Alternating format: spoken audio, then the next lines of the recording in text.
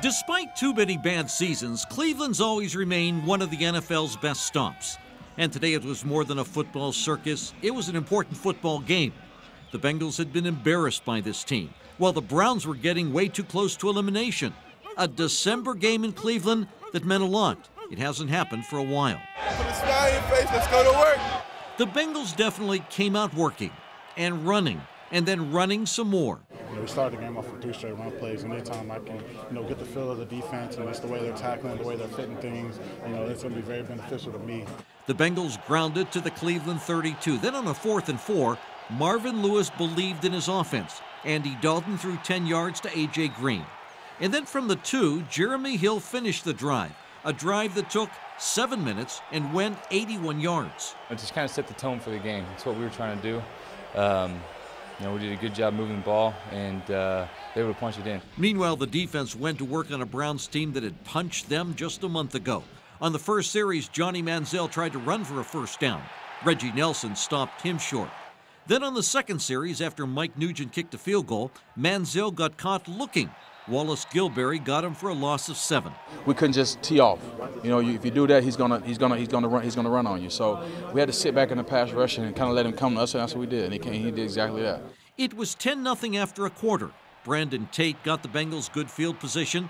Then they started rushing the ball at the Browns all over again. Today, the plan, they stung with it, and you got to give the credit to guys up front. They all played, 7, 8 guys played up front today.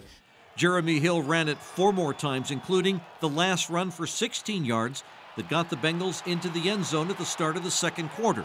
His only mistake was thinking he could leap into the stands and celebrate in Cleveland.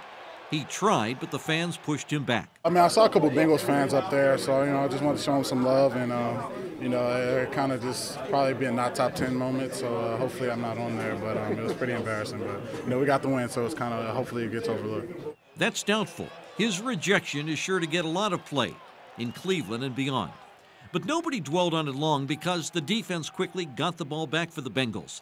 Manziel with a floater, Dre Kirkpatrick with an interception.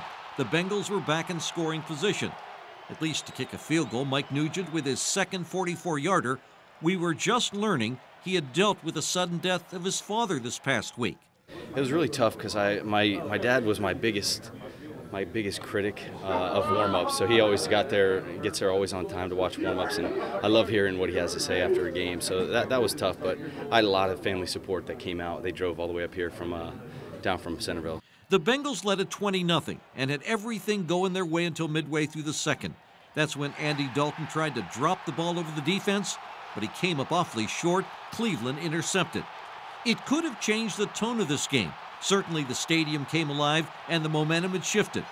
But 4 minutes later, as the Browns tried to drive for a score, Manziel threw to the end zone, and Adam Jones stepped in front of the receiver for another pick.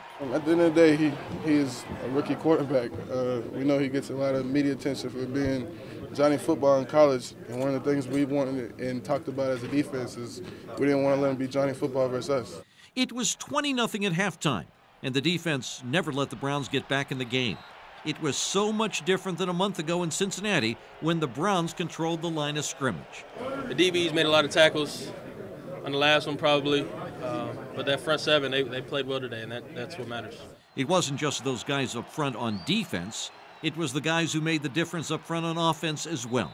The Bengals drove for another field goal, and Rex Burkhead ran for a touchdown. Hats off to the guys up front. Those guys were challenged, and they responded well. Johnny might be good, but not today.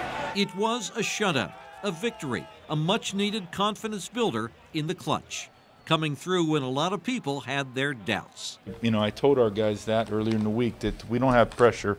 We just got to go play. So, understanding, knowing your responsibilities and how to get about it and execute it, those are the things we got to do. It's not really how you start, it's how you finish, and I think, we're one step closer to where we want to be.